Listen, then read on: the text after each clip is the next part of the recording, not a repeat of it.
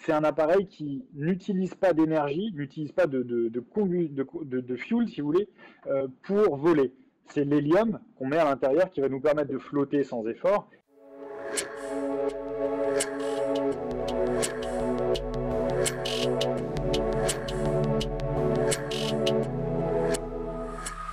C'est un dirigeable, donc c'est un appareil volant rempli d'hélium qui flotte en fait grâce à ce gaz porteur qui est l'hélium, qui flotte en l'air, mais qui est équipé d'une propulsion qui permet de le diriger. Aujourd'hui, à ma connaissance, à notre connaissance, vous n'avez pas de dirigeables qui sont utilisés pour le transport de charges lourdes ou volumineuses, comme on le destine nous. D'autre part, le nôtre sera un appareil qui aura une capacité d'emport jusqu'à 60 tonnes de charge, ce qui fait une très grosse capacité d'emport dans le secteur aéronautique. Ce ne sera pas la plus forte, mais une des plus fortes. Et puis surtout, c'est un appareil qui permettra d'accéder à des zones totalement, très compliquées d'accès, puisqu'on n'aura pas besoin de se poser pour charger et décharger. Donc on utilisera des treuils qui permettront de charger alors du bois, des pales d'éoliennes, des pièces industrielles, etc. Et donc de ne pas utiliser l'infrastructure de transport, d'aéroports, etc. En région Nouvelle-Aquitaine, on a annoncé qu'on allait construire notre première usine, donc c'est là où les dirigeables seront assemblés. En revanche, le début des opérations sera en région Auvergne-Rhône-Alpes. Donc on aura une voire deux bases dans cette région-là, et on commencera en partie effectivement à travailler avec l'ONF, l'Office national des forêts, pour aller chercher du bois dans des zones de montagne où aujourd'hui l'ONF n'arrive pas à aller. Quand on va aller en forêt, on va aller au-dessus d'une zone de coupe faite par l'ONF, par exemple, si on parle de la France, au-dessus d'une forêt directement, et on aura des treuils qui descendront chercher les grumes de bois et les remonteront directement dans la soute.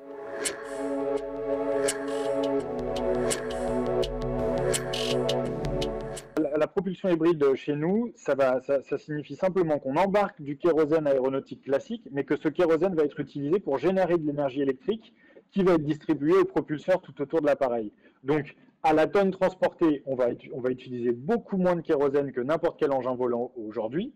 Dans un second temps, l'objectif, c'est de rapidement avoir une chaîne de propulsion toute électrique grâce à une pile à hydrogène qu'on est en train de mettre au point et qui nous permettra de ne pas émettre de CO2 en vol. Donc voilà, tous ces éléments font qu'on sera un des plus grands appareils volants au monde avec des émissions très réduites en vol, mais aussi, puisqu'on ne crée pas et on n'a pas à utiliser d'infrastructures de transport, là aussi l'impact sur l'environnement est totalement réduit.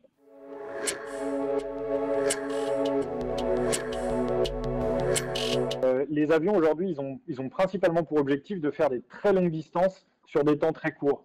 Nous, l'appareil qu'on met au point, c'est pas son objectif. On le destine en fait plutôt, enfin principalement, à faire des distances relativement courtes. Je parle de entre 3 et 500 km. Et ça peut être beaucoup moins, pour transporter des charges lourdes à partir du moment où les infrastructures de transport sont difficiles, voire inexistantes au sol.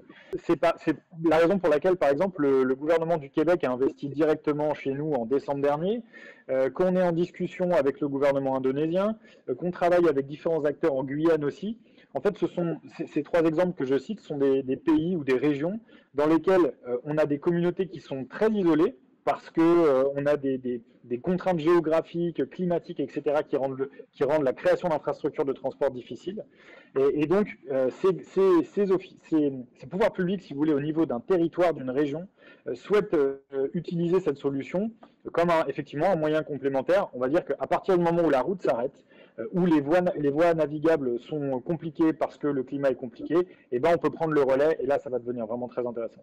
Ce qu'on se dit aujourd'hui, et on est en train de parler avec des grands acteurs internationaux, notamment avec l'ONU, pour les aider dans leurs opérations humanitaires, que ce soit suite à des catastrophes naturelles ou de la logistique un peu plus régulière, on se dit que dans des situations d'urgence, à partir du moment où notre appareil peut être mobilisé, nous, on chercherait effectivement à pouvoir l'utiliser aussi pour rapatrier des gens qui sont dans des situations compliquées. Donc, il serait utilisé principalement, encore une fois, pour amener du matériel d'urgence sur des zones sinistrées, mais s'il y a besoin, on espère pouvoir l'utiliser aussi pour transporter des personnes.